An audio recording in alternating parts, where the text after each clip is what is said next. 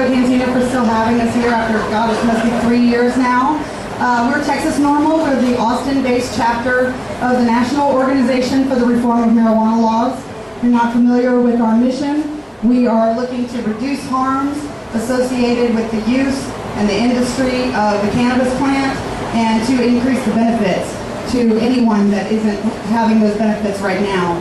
So we're supportive of any laws and any changes and any research, any conversations really that further those goals. So you don't have to be as involved as we are to help further those goals. Because even if you don't call your legislature, which you should, you can at least talk to the people that you're absolutely comfortable around, the people that you know you don't have a risk of. We do all have to kind of know our own risks in what we do. I always tell people the one good example to be concerned about, other than we all think about employers. But if you're going through a divorce and you have a custody situation, you want to be careful of how you present yourself and just know your risks.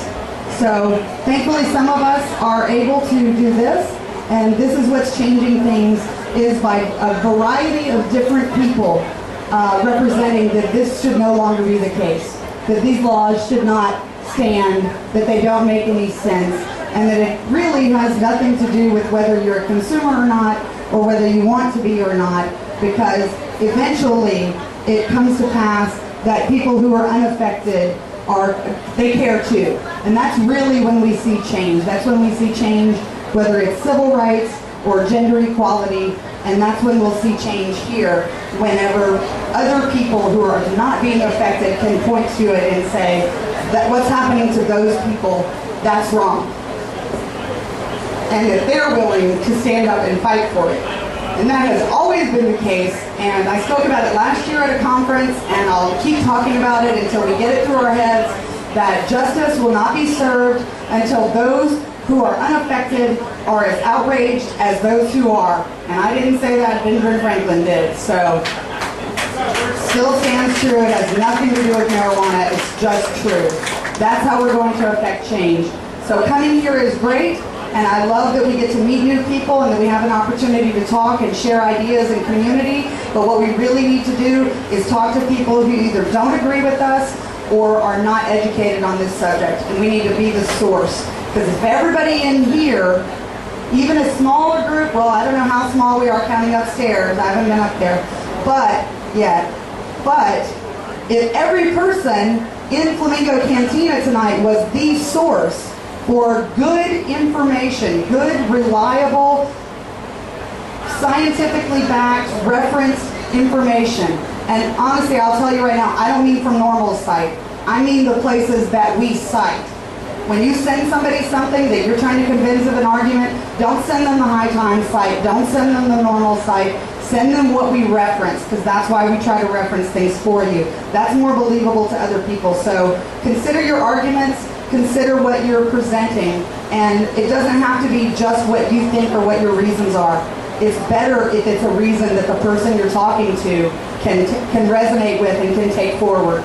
It's like the best Ponzi scheme ever, right? At the end, we all get free. We could make money, but at least we all get free. So, is this first meeting for anybody? Welcome. Thank you for coming out. Thank you for taking that step. That's one of the hardest steps. And hopefully one of the biggest benefits you get out of it is seeing that there are so many other people that agree with you. And we don't all look the same, and we may not agree on everything else, but this issue is going to transcend everything, including party lines, just like it did with the repeal of alcohol prohibition, where there was no longer the predominant question whether you were Republican or Democrat. The question was, are you wet or are you dry? Because I know what I want out of this next legislative session or out of my lawmaker, and it didn't have to do with what party they were on. It had to do with a law that everyone wanted one way or the other, and they felt very strongly about. And that's when change happened, because lawmakers want to keep their jobs. And that's okay. Even a good lawmaker can only do the good they want to do if they stay in office. So that's okay. We just have to give them the reason that tells them, if you want to keep your job, this is what the people want. Right? But we gotta tell them in a professional way. These people are at their jobs. Some of them are lawyers, some of them are doctors, some of them are insurance agents, real estate agents. They work 140 days every 2 years serving the public. They got elected by the public, and that's who they're gonna listen to if you vote and if you come at them with information and questions to try to find out what it is that they need to know. Not just what you want to tell them, what do they need to know? So we don't have to sell this idea that cannabis is going to save the world and everyone should love it and want it. What we have to sell is the way you're doing things is not benefiting anyone. It's not doing anyone good. We don't have to defend the plant. They should have to defend the law. And when you put them in that position, you narrow your arguments. There's a lot less that we have to talk about if all we're trying to say is prohibition is a failure. Who can't agree with that, right? Because ask them to point. Ask them to point and tell you how it has succeeded, even in addressing their own concerns. Whatever steps someone is unwilling to take next, just ask them what their concern is. And I would like to know how prohibition has addressed that concern. So they need to tell you. Because we're at a point now where we are in the mainstream. Texas NORML was personally invited to table at the Earth Day Festival a couple weekends ago. Yeah, you know who else was there? No advocacy groups as far as consumer drug laws or drug laws of any sort. There was consumer activism as far as rain harvesting and solar energy. HEB was there, and the American Statesman and KOOP. You know, it was a legitimate mainstream event where some people actually did not agree with us. And those are places you want to be. But I tell you what, with a place full of, you know, there had to be a few thousand people there that day that walked by our booth, and only a couple of them had anything negative to say. One of them tried arguing with our pregnant board member about how we were ruining children, but he wouldn't stay to have a conversation because you know they don't really have anything to back it up. So he walked away. Yeah, when they won't debate you and they just get mad and leave, I mean, I think they just pretty much told on themselves, right?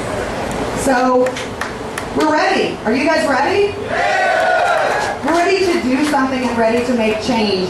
And we've had a core board for a pretty long time now, a couple years, that we've been able to hold ourselves strong and to build our group and to reach out into different areas where we're not seeing as many people. We have outreach groups for veterans, for patients. We have a senior alliance. So we're no longer just reliant on the core board members that have to do things in order to hold this thing together. And that speaks to the movement as a whole and to your participation, to what you can do as people, because when I got started 5 years ago in this town, we were meeting at, I don't know if you've ever been there, Genuine Joe's Coffee House in the boardroom, which is like a dozen people, not in the cellar, which is 30 or 40. And I mean this group of people, the public meeting. So we moved from there to Hickory Street to a quarter of the outside and then here. And now sometimes we fill this place up. So I don't want you guys to just be spectators. I mean, I want to provide you the information, and I want you to then take it and do with it what you can, what you feel comfortable with, the knowledge that resonates with you, and utilizing your own tools and skills and background and experience. But the problem is when we do this once a month, we come down off the stage and it's really hard to find out everything about everybody.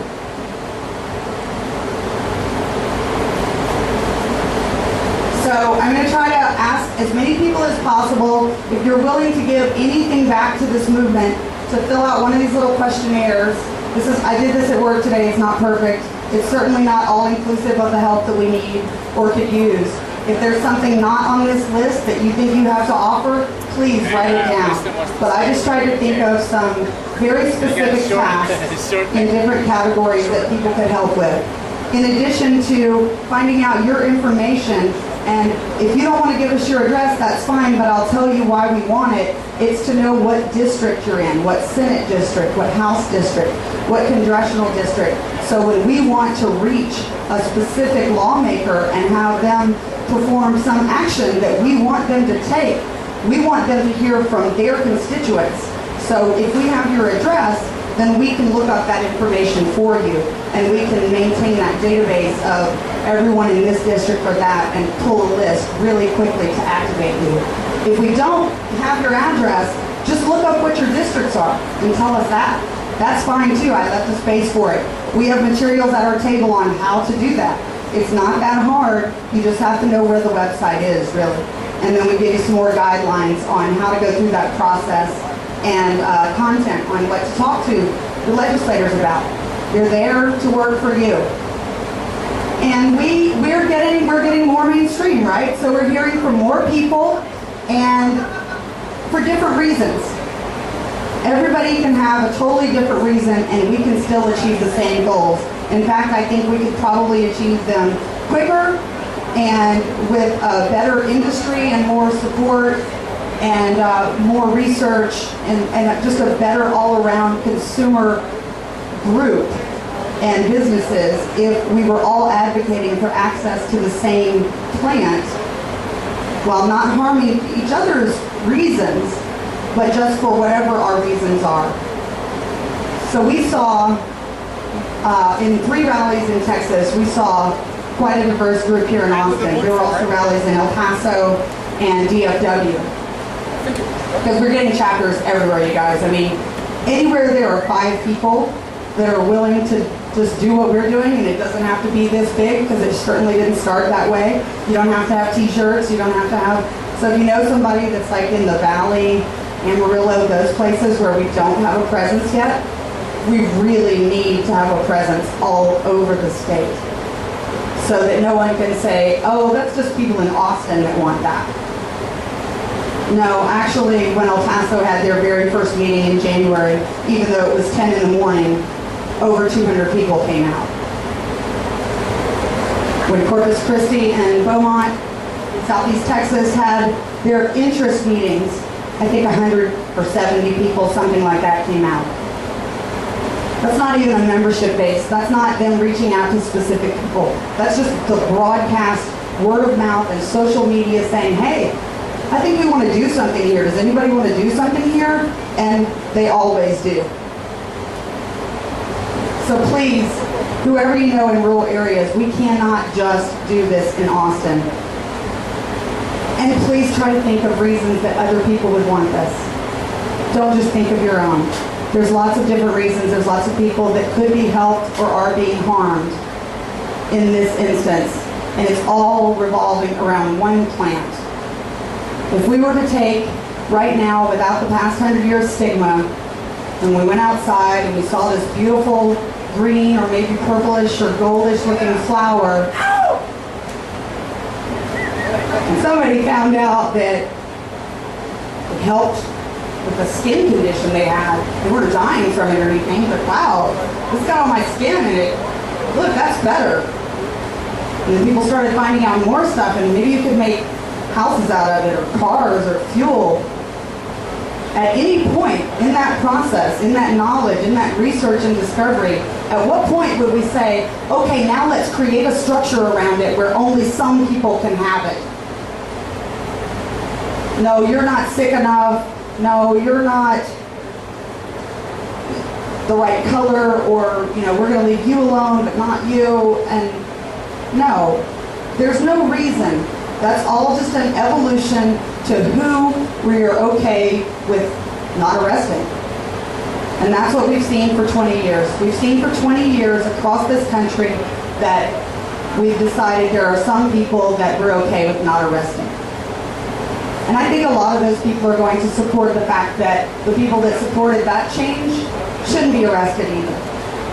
I think we have 2 of them here tonight as our guest speakers, because I don't think they came here thinking we all need to be arrested. But we also don't have to advocate for people to use the plant in the same way that some of us do. We don't. If somebody tells you they don't smoke, practically everybody that says that to me, it comes with an apology. And we should apologize for that, because there's a reason that people feel that way. They feel like that's what we're saying to them, that you have to do this. This has to be good and okay, and trust me, it's for you. You know what? It's not for everybody. It's okay. We don't have to. That's not an argument we need to even win. So let people have the right for their own reasons and advocate for that. No one would begrudge someone the right to something that they want themselves for another reason, right? That doesn't make sense. So we have Mama here tonight. We have two Mamas.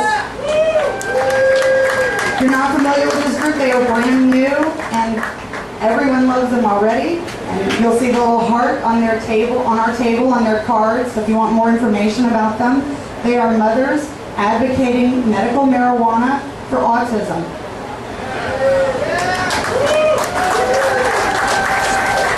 In the same way that is such a specific demographic of medical is the same way that we're reaching out to any demographic that we can. Because NORML was founded in 1970 and it just was called NORML because what type of people perform this activity? It's just normal to want access to a plant for whatever your reason. And certainly children who have conditions should have access to any alternative, even before they try every harmful alternative. And I'd like to hear from Amy and Talia more about that.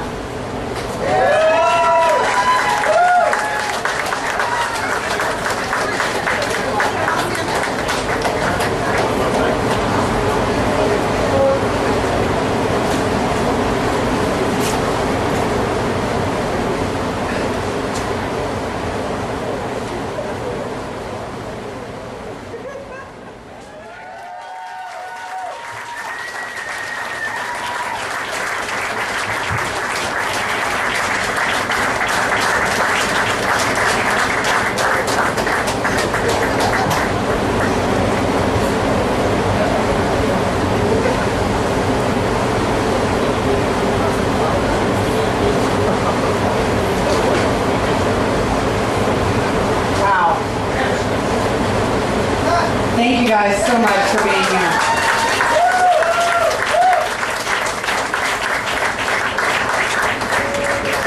I want to say they bring so much respectability to our group, but we're respectable anyway. We just need to be diverse. We just need everyone to be represented because some people think something looks respectable and some people think something else does. If we represent everyone, then we reach everyone, whether they want this or not. Because what we've found out is no matter who you get to talk to somebody, if they resonate with that person, if they link to them on some other level, they're much more likely to listen to them.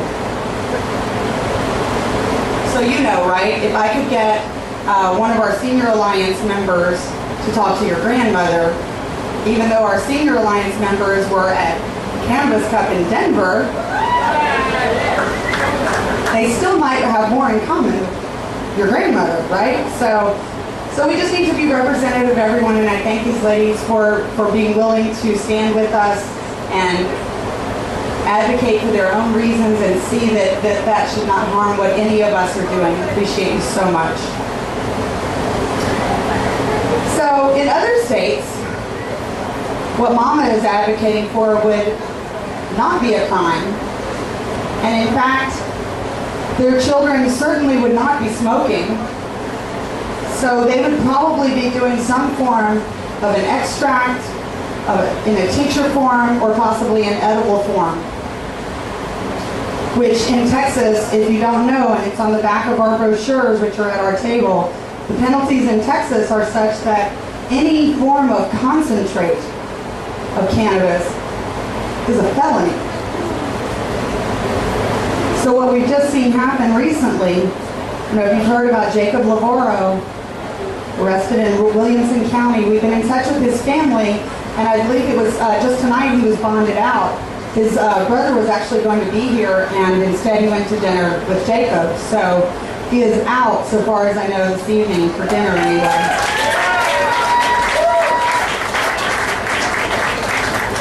So what Jacob was doing, and what he's charged with, is the full weight of 1 3/4 pounds of weight for the dangerous substance, brownies. So they charged him with the full weight of everything that goes into making the brownies, not just the one ingredient that is actually illegal. So he's being charged with 5 to life.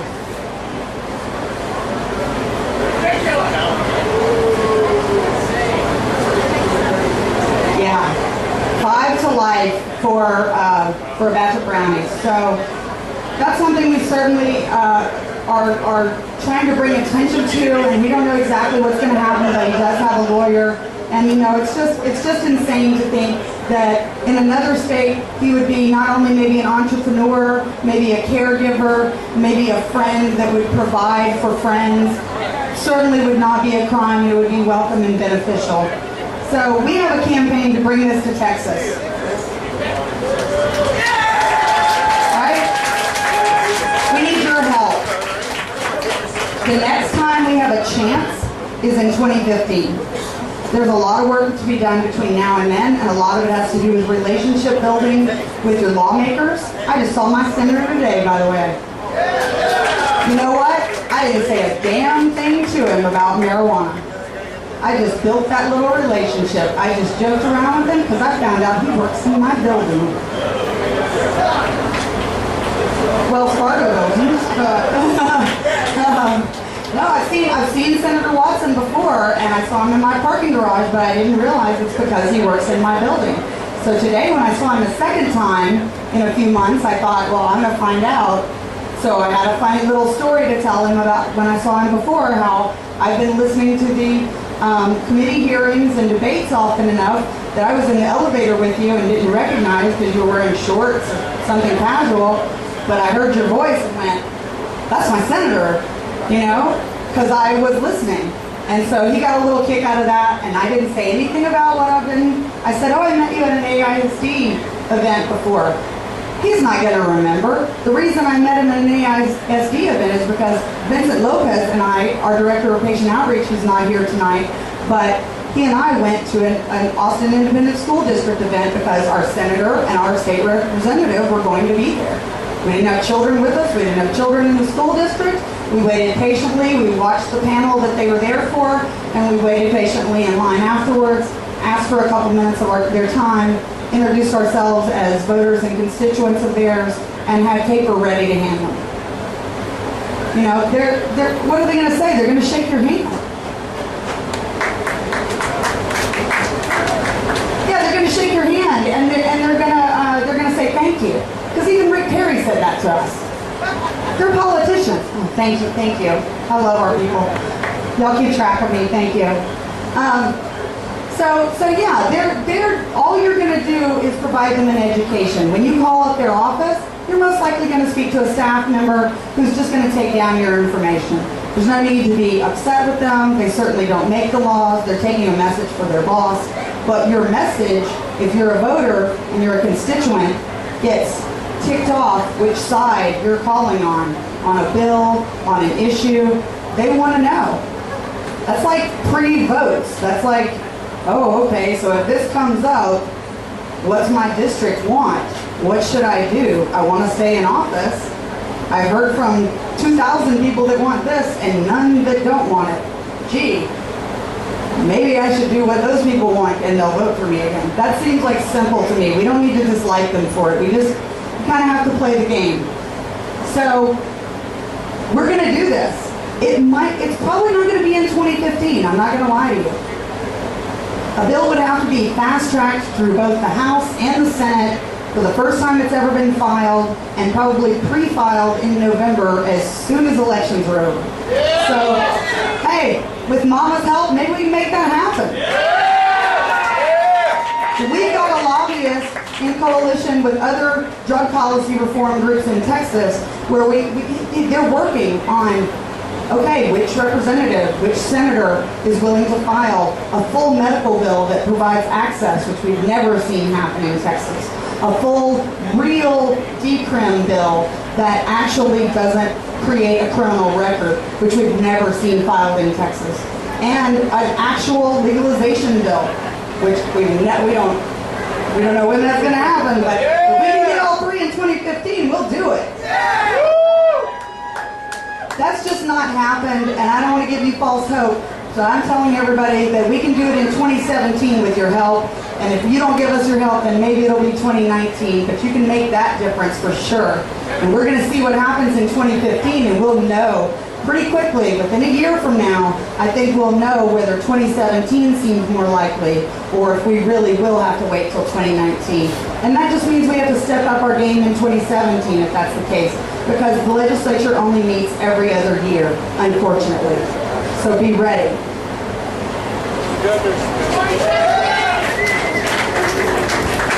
That really just means we've been arresting for about a century in Texas. And I know that seems like a long time, because it's longer than any of us have been alive. But in the grand scheme of things, is it really that long? If you believe our calendar year, it's not very long. If you believe in the Bible, it's certainly not very long. So this is just going to be a blink in history, and it's unfortunate that we're caught in the middle of it, or the end of it, I'm going to say.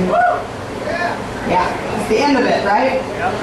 So we've got some comedians coming up for you. I'm just going to run through some events that we have coming up. We usually cover the news, but honestly, I looked at the news and I thought, are you guys going to be shocked that there's a poll in Florida that says everybody wants medical and most people want legalization? No, you're going to be shocked, right? We hear that all the time. That's in the news every day. If you're paying attention, this is not news to you. The people of America want this. So the few things that I just kind of make note of is that Tennessee has reclassified hemp as an agricultural commodity. So these are the states getting ready. They're getting ready for that federal change when the federal government says, okay, we're going to let you grow hemp. And there's not going to be a state law on the books in Tennessee anymore. They're going to be ready. Because their Farm Bureau is behind this. I mean, if we can get the Texas Farm Bureau behind this, that's another outreach we need. A farmer, they don't have to be a hydroponic marijuana farmer. Why aren't farmers interested in this? This is an industry. I might not convince my grandfather, but I mean, he barely grows anything anymore. But some people are still farming, right? We don't just have to grow in closets anymore. If this becomes an industry, farmers can put their expertise towards this plant like they would any other. Maryland, now the 18th decriminalized state, 21st medical. So you guys know we're slowly creeping up on the number that means all the ballot initiative states will have medical. It's about half. So when you hear that Texas can't collect signatures for a ballot initiative, it's not just Texas. Don't go all, let's change this in Texas. It's like half the country.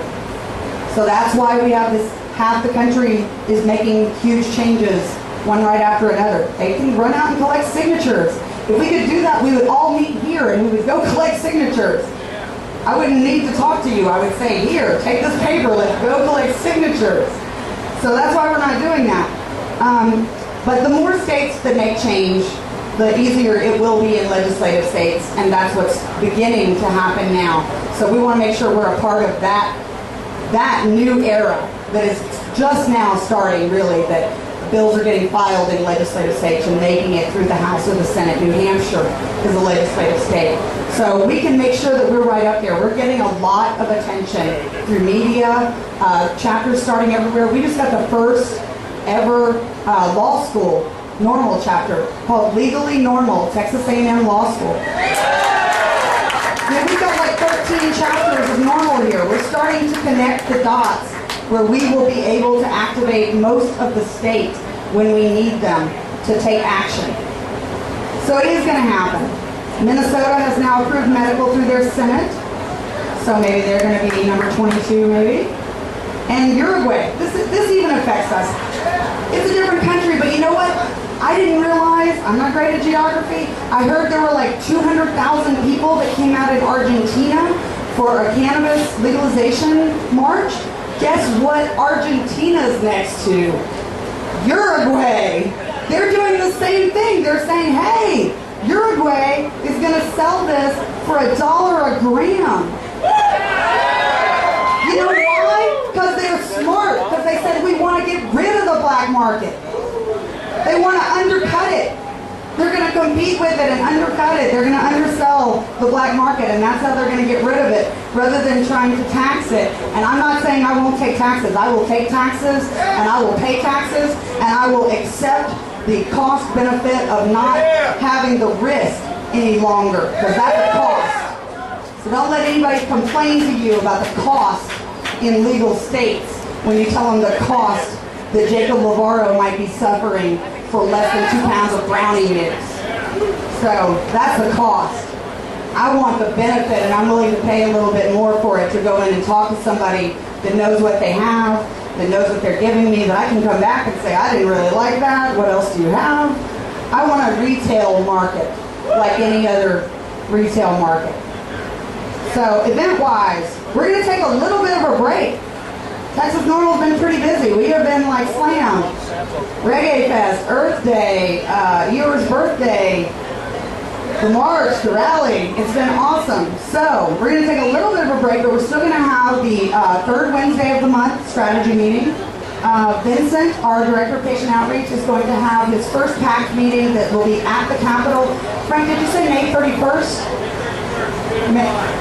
Noon to 5? 2 to 5. 2 to 5, May 31st at the Capitol. They are reserving a room, so get a little familiar with your Capitol. PACT is a patient group, but they are about empowering patients, educating patients, talking about how we present ourselves when we go and testify, and how we can make a difference as patients or as caregivers too. I think that's another outreach that we need. Our caregivers, our supporters of the patients need a group, and not that you guys have to have meetings, but people need to be able to talk to other people that are dealing with the same situations. And we're talking to a lot of people who are the parent or the spouse or the child of someone who could benefit medically, and that person is caring for them. Those people have specific concerns and specific questions that not everyone can answer, even other patients.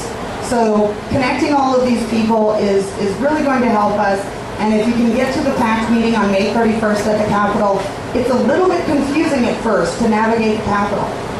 But once you start kind of realizing, oh, E2 is the extension, which means the basement, and 2E is actually the second floor on the east side, if you can get over that part, you'll be all right. That's where I got lost and had to get rescued by another local activist who's now working with Marijuana Policy Project. She's our speaker next month. So we'll be back here on June 4th, back at Flamingo, where we are every first Wednesday. And Heather Fazio from Marijuana Policy Project, who we're in coalition with, will be our guest speaker. So that's where this is coming from. That's the level we're at. We've got multiple national organizations working on this issue, and a $100,000 donor from California who we are matching funds with and paying for the lobbyist and the organizer. So that's happening, right? This is no longer a thought or an idea. People are working for this, not just like us who are all volunteers and hopeful. In June 6th to the 8th, DFW NORML is hosting another regional conference for the Texas chapters and people from outside of the state. And last year they had some really great speakers. They do again this year. I believe Jody Emery is going to be there. Kinky Friedman, you missed him here tonight, he'll be there. And he apologizes. I believe he got pulled away on something else, but he says he will be back.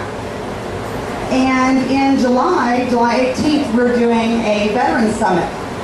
Dave Bass, our Director of Veterans Outreach, over here at the table. And we have Rick is our, where's Rick at? Oh, I'm so used to Rick being over here. Rick's our historian, he's also a veteran, and we really hear from so many veterans, and they have specific needs. They are often considered patients when we talk about them, but when it gets down to it and you look at the laws, you know, they're not actually covered as far as PTSD in other states. So our veterans are very important to the conversation in Texas, in that we know our lawmakers love our veterans.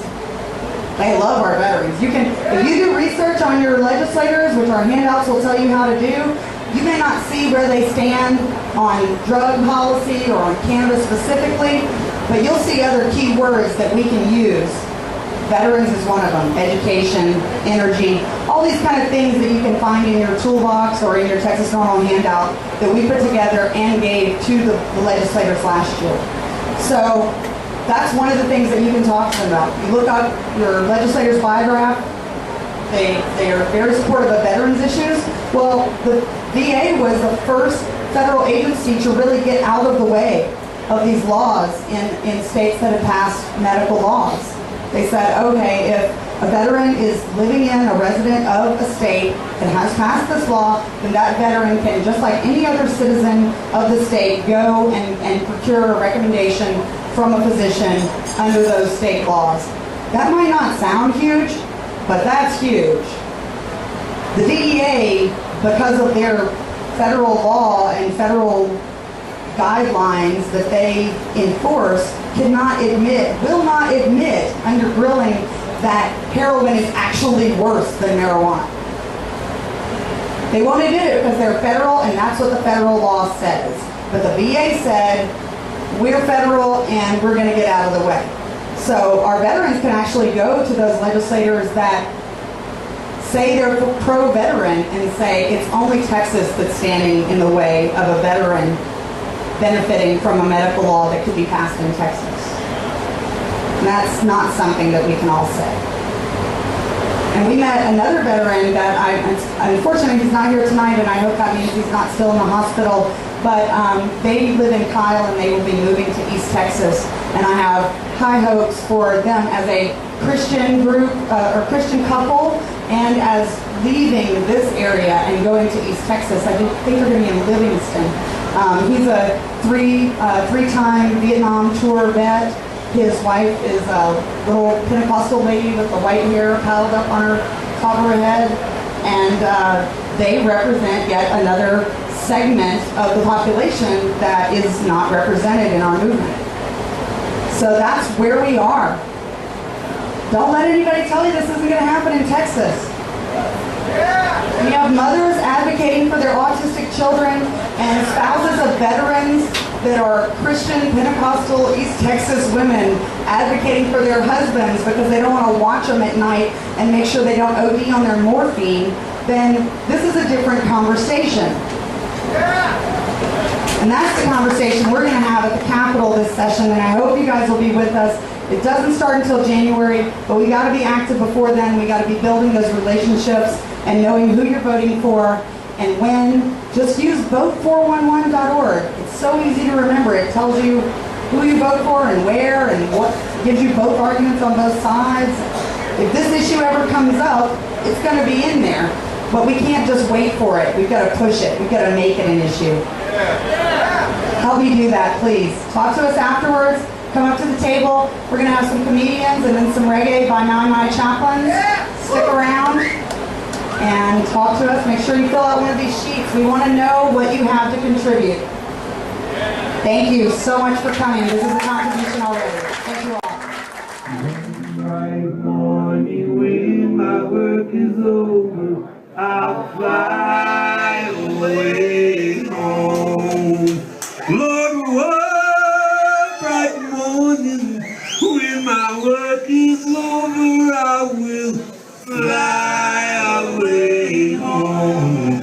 One bright morning when my work is over, I'll fly away home. We'll be right back. Stick around.